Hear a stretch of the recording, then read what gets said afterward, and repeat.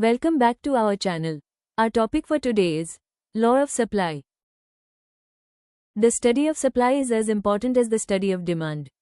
Total output can be defined as the sum total of the quantity of the commodity produced at a given period of time in the economy.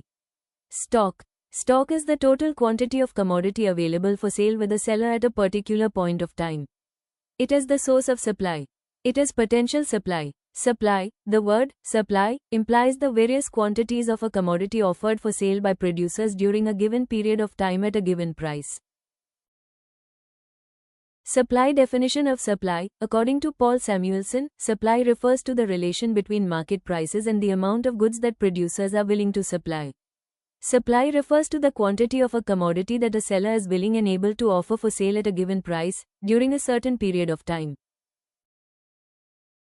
Law of supply statement of the law. Other things being constant, higher the price of a commodity, more is the quantity supplied, and lower the price of a commodity, less is the quantity supplied. In simple words, other factors remaining constant, a rise in price results in a rise in the quantity supplied and vice versa. Thus, there is a direct relationship between price and quantity supplied. Symbolically, Sx equals F, Px, S equals supply, X equals commodity, F equals function, P equals price of commodity.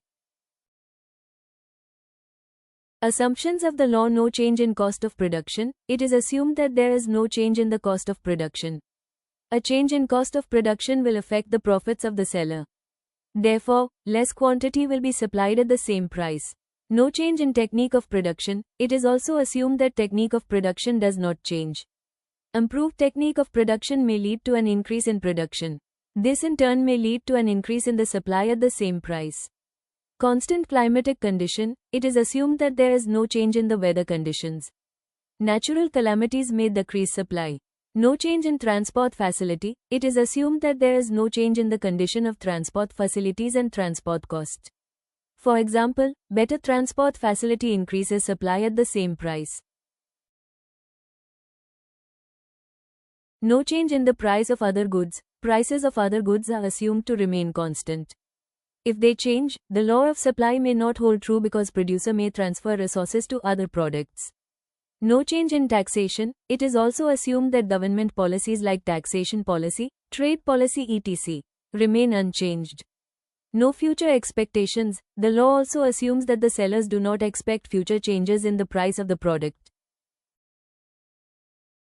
Supply schedule. When price rises from 10 rupees to 20, 30, 40 and 50, the supply also rises from 100 to 200, 300, 400 and 500 units respectively.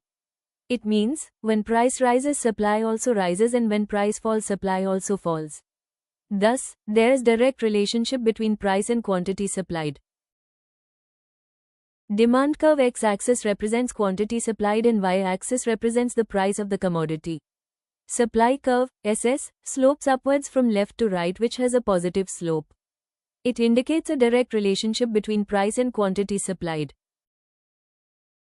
Exceptions to the law. Agricultural goods. The law of supply does not apply to agricultural goods as they are produced in a specific season, and their production depends on weather conditions.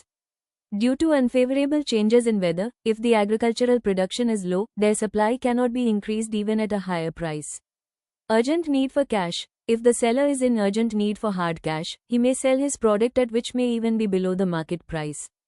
Perishable goods. In case of perishable goods, the supplier would offer to sell more quantities at lower prices to avoid losses. For example, vegetables, eggs etc. Rare goods. The supply of rare goods cannot be increased or decreased according to its demand. Even if the price rises, supply remains unchanged. For example, rare paintings, old coins, antique goods etc. Variations in supply. Expansion of supply. Expansion of supply refers to a rise in the quantity supplied due to a rise in the price of a commodity, other factors remaining constant. Expansion in supply leads to an upward movement on the same supply curve due to a rise in price. Contraction of supply. Contraction of supply refers to a fall in the quantity supplied, due to fall in the price of a commodity, other factors remaining constant. In case of contraction of supply, there is a downward movement on the same supply curve.